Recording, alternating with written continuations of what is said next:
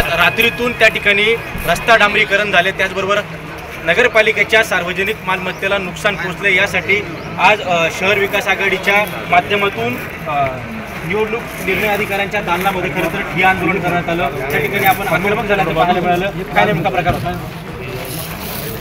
जसं जसं मतदान जवळ येतंय तसं जसं भाजपाच्या पायाखालची वाळू घसरते आणि नियमाची पायमल्ली करत पूर्णपणे प्रशासनाच्या माध्यमातून निवडणूक लढता येईल का, वाचवता येईल का, हा प्रयत्न चालू आहे।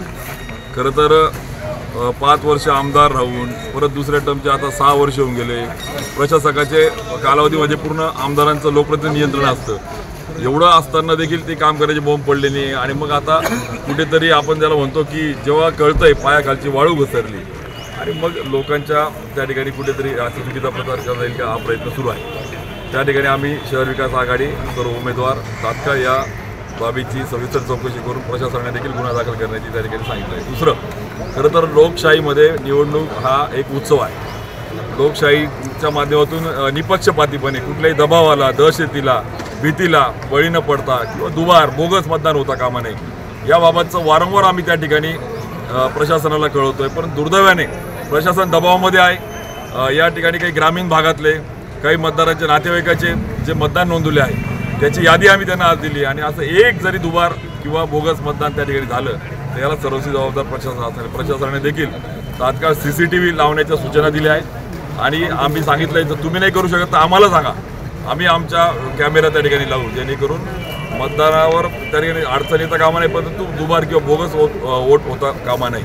निश्चित त्या पद्धतीने आज सूचना दिल्या आहे। प्रशासनाच्या त्या ठिकाणी असं लक्षामध्ये येतं की ते दबावामध्ये आहे, दहशतीमध्ये आहे आणि हातबल झालेलं प्रशासन खरं तर पारदर्शी निवडणुका झाल्या पाहिजे। आज खेद याचा वाटतो की आज संविधान दिन आहे आणि संविधान दिनाच्या दिवशी संविधानाची पायमल्ली होताना आज चाळीसगावमध्ये आणि जिल्ह्यामध्ये दिसते आणि म्हणून याचा खेद त्या ठिकाणी वाटतो। अरे बाबांनो, 2 टर्म तुमच्या आता संपत आल्या, 4 वर्ष प्रशासक होते तेव्हा बोंब नाही पडले, आता काय विनाकारण तुम्ही त्या ठिकाणी शेवटचा आता राहिले। त्यामुळे लोकांचा जो काही कौल आहे, लोकशाहीचा जो काही त्या ठिकाणी आदेश आहे तो मान्य केला पाहिजे। परंतु दुर्दैवाने भाजपा प्रशासनाच्या माध्यमातून पोलीस यंत्रणा याच्यातून निवडणूक लढवण्याचं त्या ठिकाणी कुठेतरी कटकारस्थान करत आहे, बोगस वोटिंग करत आहेत, बोगस ID कार्ड छापत आहेत। त्याचा आम्ही प्रशासनाला आज जाब काही उदाहरणासह काही त्या ठिकाणी पुरावासह दिलेला आहे। आता खरं तर आपण म्हणतोय की प्रशासन त्या ठिकाणी दबावाखाली काम करतंय, कुणाच्या तरी आदेशाने काम करते, नेमकी कुणाच्या आदेशाने, कुणाच्या दबावाखाली? सत्ताधारी पक्षाच्या या ठिकाणी लोकप्रतिनिधींच्या दबावाखाली प्रशासन दिसतंय। कारण की 24 तास झाला नगरपालिकेच्या मालमत्तेचं त्या ठिकाणी प्रचंड मोठं नुकसान होतंय, लोकांच्या कराचा पैसा लुटला जातोय, COच्या लक्षामध्ये आलंय तरी अद्याप पंचनामा व्हायला तयार नाही। खरं तर गुन्हा दाखल व्हायला पाहिजे होता। आता ज्यावेळेस आम्ही सर्व नागरिक, लोकप्रतिनिधी, आमचे उमेदवार ज्यावेळेस शहर विकास आघाडीचे सगळे आले तेव्हा कुठेतरी प्रशासन सांगितलं 2 तासात गुन्हा दाखल करतो। म्हणजे जर कदाचित कोणती बाब लक्षामध्ये आणून दिली नाही तर यांचं पूर्णपणे त्या ठिकाणी नियमाची पायमल्ली होते आणि म्हणून त्याचा आज खेद या ठिकाणी करतो। आपल्यासोबत या ठिकाणी राष्ट्रवादी शरदचंद्र पवार पक्षाचे जिल्हाध्यक्ष देखील आहेत। मग काय सांगाल, एकंदरीत आपण देखील त्या ठिकाणी आक्रमक झालेला होता, काय नेमका प्रकार होता? खरं तर निवडणूक प्रक्रिया सुरू होण्यापूर्वी देखील मतदारांच्या बाबतीत असेल, निवडणूक प्रक्रिया सुरू झाल्यावर देखील त्या ठिकाणी बोगस मतदार, दुबार मतदान किंवा मतदान केंद्र या बाबतीत वारंवार आम्ही जे काही ऑब्जेक्शन घेतलेले की तिला कुठलीही कारवाई झाली नाही। सत्ताधाऱ्यांनी सांगितल्याप्रमाणे त्या ठिकाणी सगळं काही घडतं आहे। प्रशासनातले अधिकारी प्रचंड दबावाखाली आहेत। काल तर त्याची हद्द झाली, ज्या कामाचे वर्क ऑर्डर्स नाहीत, ज्या कामाचे कुठले टेंडरच नाहीत, तिथेही जाऊन कोणाच्या तरी माध्यमातून त्या ठिकाणी काम सुरू करायचं आणि मतदारांना प्रलोभन देण्याचं काम त्या ठिकाणी करायचं।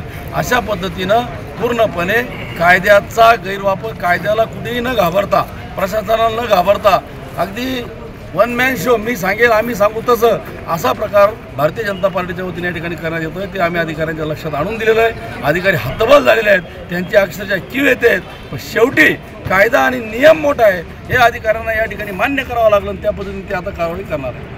आपण बघू शकतो की या ठिकाणी कार्यकर्ते जे आहे, पदाधिकारी जे आहे ते आक्रमक झालेले होते आणि कुठेतरी त्या ठिकाणी अधिकाऱ्यांनी 2 तासामध्ये जो काही रस्ता रात्रीतून तयार झालेला आहे आणि जी काही मुद्दे त्या ठिकाणी पूर्णात आलेली आहे त्या संदर्भात चौकशी करून गुन्हा दाखल करण्याचा देखील या ठिकाणी आश्वासन दिलेलं आहे। चंचल कुमार, TV9 मराठी, 40 जळगाव।